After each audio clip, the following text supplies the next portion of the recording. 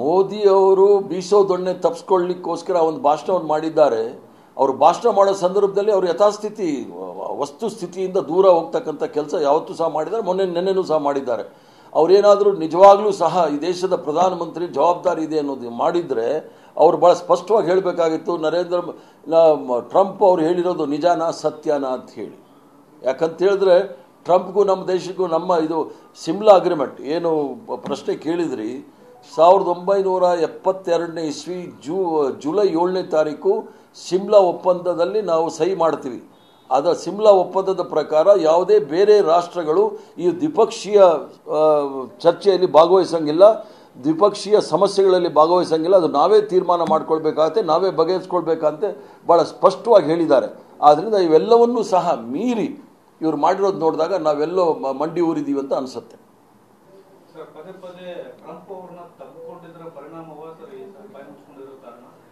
ಅಲ್ಲ, ಟ್ರಂಪ್ ಸುಮ್ಮನೆ ನೀವು ಪಾರ್ಟ್ನರ್ಶಿಪ್ ಫರ್ಮ್ ಸ್ಟಾರ್ಟ್ ಮಾಡಬೇಕಾ ಅಥವಾ ಪ್ರೈವೇಟ್ ಲಿಮಿಟೆಡ್ ಕಂಪನಿ ಸ್ಟಾರ್ಟ್ ಮಾಡಬೇಕಾ? ಕನ್ಫ್ಯೂಷನ್ ಯಾಕೆ? ಒಬ್ಬ ಎಕ್ಸ್ಪರ್ಟ್ ಜೊತೆ ಮಾತಾಡು. ಎಕ್ಸ್ಪರ್ಟಾ? ಎಲ್ಲಿ? ಬಾಸ್ ವಾಲಾ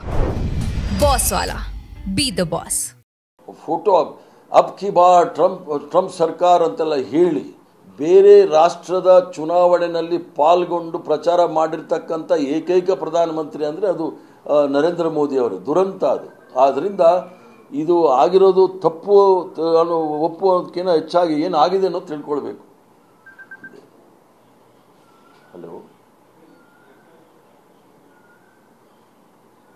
ನಮಸ್ಕಾರ.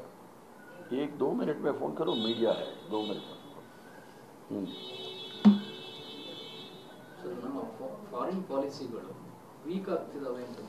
ವಿದೇಶಾಂಗ ನೀತಿ ಈಗ ನೋಡಿ, ನಮ್ಮ ವಿದೇಶಾಂಗ ನೀತಿ ಭಾಳ ಸ್ಪಷ್ಟವಾಗಿ ದೃಢವಾಗಿ 75 ವರ್ಷಗಳ ಕಾಲ ನಾವು ನಡೆಸ್ಕೊಂಡು ಬಂದಿದ್ದೀವಿ. ಅದು ಪಂಡಿತ್ ಜವಾಹರ್ಲಾಲ್ ನೆಹರೂರವರು ಸೇರಿ ಮಾಡಿದಂಥ ವಿದೇಶಾಂಗ ನೀತಿಯನ್ನು ಇವರು ಪಂಡಿತ್ ಜವಾಹರ್ಲಾಲ್ ನೆಹರು ಅವ್ರನ್ನ ದ್ವೇಷದ ಮೇಲೆ ಏನೋ ಮಾಡೋಕ್ಕೆ ಹೋಗಿ ನಾವು ಇಡೀ ಪ್ರಪಂಚದಲ್ಲಿ ಏಕಾಂಕಿಯಾಗಿದ್ದೀವಿ.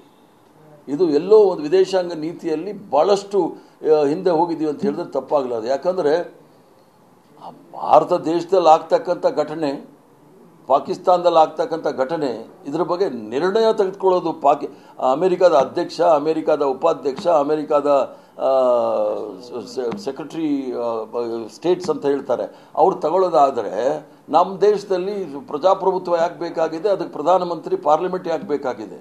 ನಮ್ಮ ದೇಶದ ಸಾರ್ವಭೌಮತ್ವವನ್ನು ಕಾಪಾಡ್ತಕ್ಕಂಥ ಕೆಲಸ 140 ಕೋಟಿ ಜನ ಮಾಡ್ತಾರೆ ವಿನಃ ಅದನ್ನು ಅಮೆರಿಕ ಅಧ್ಯಕ್ಷ ಮಾಡೋದು ಬೇಕಾಗಿಲ್ಲ.